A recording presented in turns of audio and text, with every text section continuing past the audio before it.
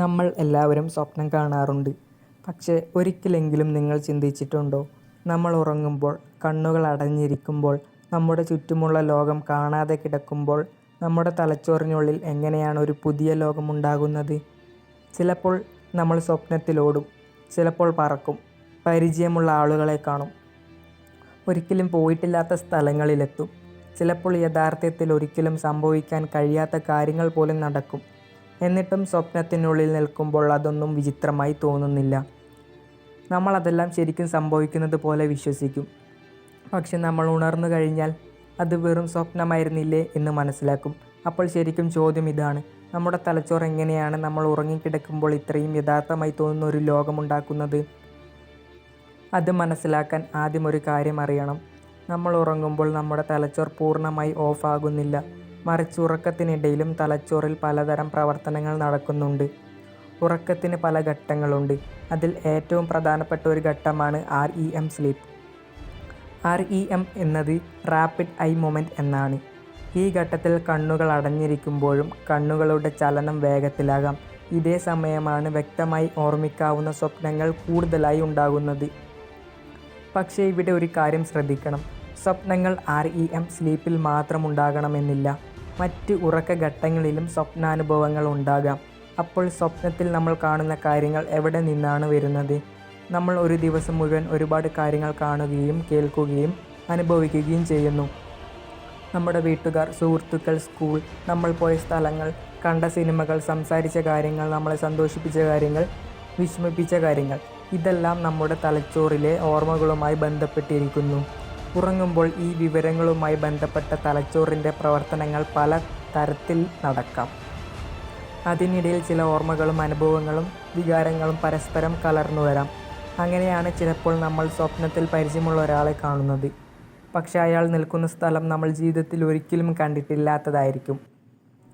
അല്ലെങ്കിൽ നമ്മുടെ ജീവിതത്തിൽ ഒരിക്കലും തമ്മിൽ കണ്ടിട്ടില്ലാത്ത രണ്ടാളുകളെ സ്വപ്നത്തിൽ അടുത്ത സുഹൃത്തുക്കളായി നിൽക്കുന്നത്. അതിലും രസകരമായ കാര്യമുണ്ട്. സ്വപ്നത്തിൽ നമ്മൾ പറക്കുകയാണെങ്കിൽ പോലും മനുഷ്യർക്ക് പറക്കാൻ കഴിയില്ലല്ലോ എന്ന് നമ്മൾ ചിന്തിക്കാറില്ല. സ്വപ്നത്തിൽ ഒരു വീട് തുറന്നാൽ അതിനുള്ളിൽ മറ്റൊരു ലോകം കാണാം. ഒരു നിമിഷം നമ്മൾ വീട്ടിലായിരിക്കും, അടുത്ത നിമിഷം നമ്മൾ സ്കൂളിലായിരിക്കും. എന്നിട്ടും ഇതൊന്നും സ്വപ്നത്തിനുള്ളിൽ നമുക്ക് അസാധാരണമായി തോന്നുന്നില്ല. ഇതിനൊരു കാരണം, ഉറക്കത്തിനിടെ തലച്ചോറിൻ്റെ വിവിധ ഭാഗങ്ങൾ ഉണർന്നിരിക്കുന്ന സമയത്തേതുപോലെയല്ല ഒരേ രീതിയിൽ പ്രവർത്തിക്കുന്നത്. പ്രത്യേകിച്ച് യുക്തിപരമായ കാര്യങ്ങൾ വിലയിരുത്താനും തീരുമാനങ്ങൾ എടുക്കാനും സഹായിക്കുന്ന ചില ഭാഗങ്ങളുടെ പ്രവർത്തനം മാറാം. അതുകൊണ്ടാണ് സ്വപ്നത്തിനുള്ളിലെ വിചിത്രമായ കാര്യങ്ങൾ പോലും ആ സമയത്ത് നമുക്ക് സാധാരണയായി തോന്നുന്നത്. പക്ഷേ സ്വപ്നം വെറും ചിത്രങ്ങൾ കാണുന്നത് പോലെയല്ല. നിങ്ങൾ സ്വപ്നത്തിൽ ഓടുകയാണെങ്കിൽ നിങ്ങൾ ശരിക്കും ഓടുന്നത് പോലെ അനുഭവപ്പെടാം. നിങ്ങൾ ഭയപ്പെടുകയാണെങ്കിൽ ഭയം ശരിക്കും അനുഭവപ്പെടാം. ഒരു വ്യക്തിയോട് സംസാരിക്കുന്നതായി തോന്നിയാൽ അയാളുടെ ശബ്ദം കേൾക്കുന്നത് പോലെ അനുഭവപ്പെടാം. അതായത് തലച്ചോർ വെറും ഒരു ചിത്രം ഉണ്ടാക്കുന്നതല്ല. കാഴ്ച, ശബ്ദം, വികാരം, ഓർമ്മ തുടങ്ങിയ പല കാര്യങ്ങളുമായി ബന്ധപ്പെട്ട പ്രവർത്തനങ്ങൾ ചേർന്നാണ് നമുക്കൊരു മുഴുവൻ അനുഭവം ഉണ്ടാക്കുന്നത്. അതുകൊണ്ടാണ് ചില സ്വപ്നങ്ങൾ ഉണർന്നതിന് ശേഷം കുറച്ച് സമയം യഥാർത്ഥ സംഭവമെന്ന പോലെ തോന്നുന്നത്.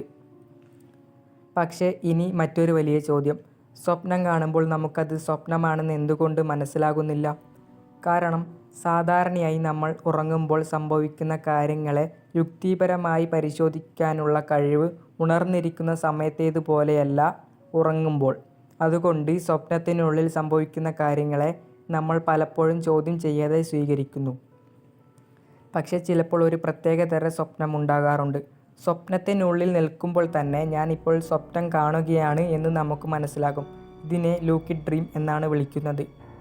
ഇനി ഏറ്റവും സാധാരണമായ മറ്റൊരനുഭവം: രാവിലെ എഴുന്നേറ്റപ്പോൾ നമുക്ക് സ്വപ്നം വ്യക്തമായി ഓർമ്മയുണ്ടാകും. പക്ഷേ കുറച്ച് മിനിറ്റുകൾ കഴിഞ്ഞാൽ അത് പതിയെ മറയാൻ തുടങ്ങും. അല്പസമയം കഴിഞ്ഞാൽ നമ്മൾ കണ്ടത് എന്തെന്ന് പോലും ഓർമ്മയുണ്ടാകില്ല. ഇത് പലർക്കും സംഭവിക്കാറുണ്ട്. സ്വപ്നങ്ങൾ സാധാരണ ഓർമ്മകളെപ്പോലെ എപ്പോഴും ശക്തമായി സൂക്ഷിക്കപ്പെടണമെന്നില്ല.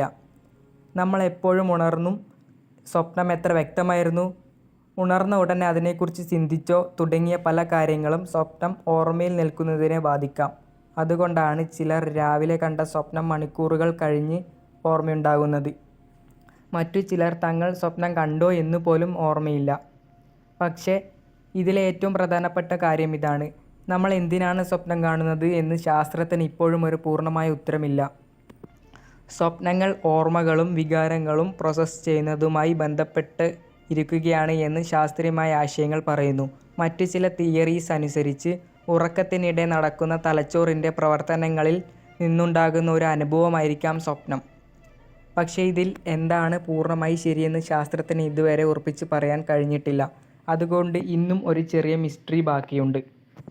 നമ്മൾ ഉറങ്ങുന്നു, നമ്മുടെ കണ്ണുകൾ അടയുന്നു, പുറത്തുള്ള ലോകവുമായി നമ്മുടെ ബന്ധം കുറയുന്നു. പക്ഷെ നമ്മുടെ തലച്ചോർ അതിനിടയിൽ ഓർമ്മകളിൽ നിന്നും അനുഭവങ്ങളിൽ നിന്നും വികാരങ്ങളിൽ നിന്നും വിവരങ്ങൾ ഉപയോഗിച്ച് നമുക്ക് കാണാനും കേൾക്കാനും അനുഭവിക്കാനും കഴിയുന്ന ഒരു ലോകം സൃഷ്ടിക്കുന്നു. ചിലപ്പോൾ ആ ലോകം യഥാർത്ഥത്തേക്കാൾ പോലും വിചിത്രമായിരിക്കും. പിന്നെ രാവിലെ നമ്മൾ കണ്ണു തുറക്കുന്നു, ആ ലോകം അപ്രത്യക്ഷമാകുന്നു. ഒടുവിൽ ബാക്കിയാകുന്നത് ഒരു ചെറിയ ഓർമ്മ മാത്രം. ഇന്നലെ രാത്രി ഞാൻ സ്വപ്നം കണ്ടിരുന്നു. അപ്പോൾ അടുത്ത തവണ നിങ്ങൾ ഒരു സ്വപ്നത്തിൽ നിന്ന് ഉണരുമ്പോൾ ഒരു കാര്യം ഓർക്കുക.